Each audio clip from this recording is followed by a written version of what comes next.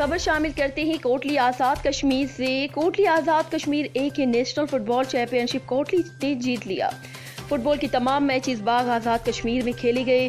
पूरे आज़ाद कश्मीर से 8 टीमों ने हिस्सा लिया, जिनमें से कोटली और मुजफ्फराबाद की टीम फाइनल में पहुंची। फाइनल मैच कोटली और मुजफ्फराबाद के माबैन खेला गया।